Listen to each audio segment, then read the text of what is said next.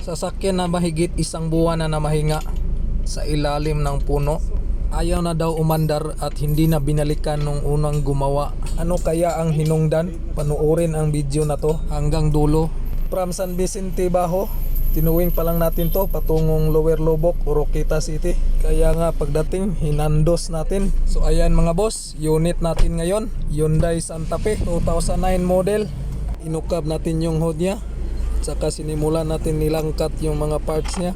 At pagkasilip natin dyan, walang nakalagay na pressure pump. Ang sabi ng may-ari ay ginawa na pala to dati at hindi na binalikan nung unang gumawa nito. Kaya inutusan natin yung kasama natin para kunin yung parts na hindi na ibalik dyan. So ayan, ito pala yung fuel pressure pump nya.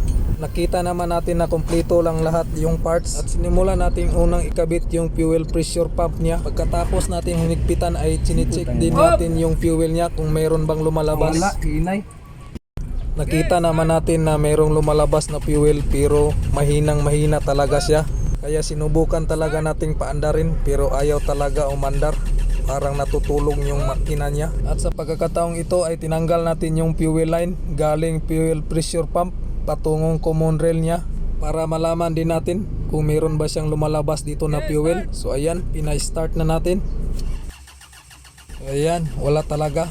So dito naman tayo mga boss sa ating scanner. Tingnan natin dito kung ano yung nababasa natin dito. So meron tayong 7 na trouble codes dito. BGT vacuum modulator circuit law, intake air temperature, mass or volume airflow sensor, fuel rail pressure sensor, Bose pressure sensor, circuit law, camshaft position sensor. So yung pinaka-importante talaga dito mga boss is yung fuel rail sensor at saka yung camshaft position sensor. Natural na umilaw yung ibang codes dyan kasi nakatanggal yung mga sakit dyan sa harapan ng makina. So una nating procedure na gagawin mga boss is yung fuel pump assembly nya. Kasi kita-kita naman natin kanina na mahina lumabas yung fuel nya.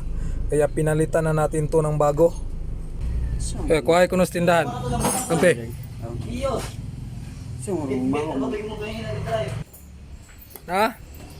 Ayan, nandito na yung bago natin ipapalit mga boss. Yung fuel pump motor nya. Then sobran pala yung ikakabit natin. Made in Japan.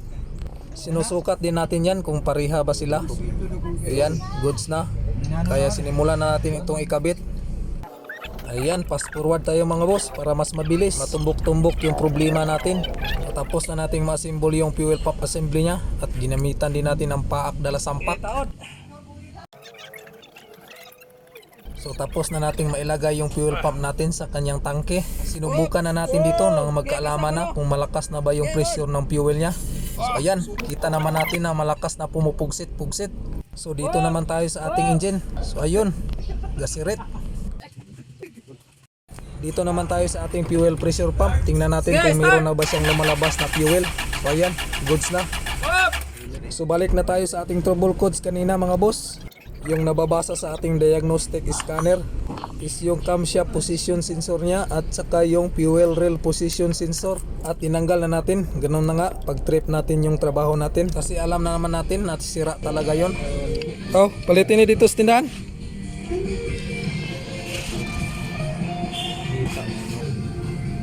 Ha? Ato-atuan eh. Kani may daan. Yan, gara may bago. Taod. So meron pala tayong available na parts dito mga boss. Siyempre Nakmar Auto Parts, ang general merchandise yung supplier natin. Ayan, tapos na natin maikabit yung mga sensor natin. At dinouble check natin, higpitan yung mga fuel lines natin para walang leaking na mahitabo. So dito na ngayon ang exciting part mga boss, nang magkaalaman na yung gawa natin. Yeah!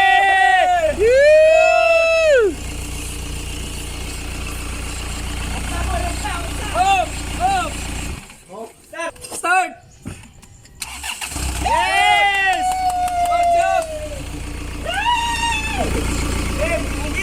Pugi! Yes! Arpen! Gamay! Arpen! Gamay! Arpen boy! Wow!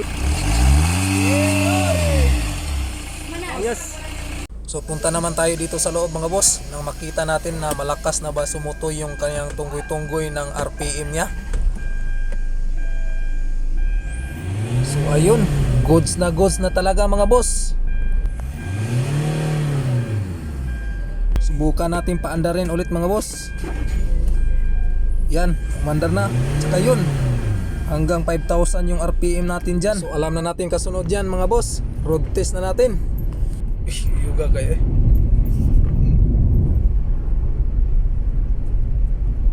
Nakita naman natin mga boss yung sasakyan na mahigit isang buwan na nakatambay sa ilalim ng puno. Ngayon ay muling tumakbo at muling nabuhay. So paano ba yan mga boss? Another satisfied customer na naman. Maraming salamat sa panonood. Ingat palagi. God bless.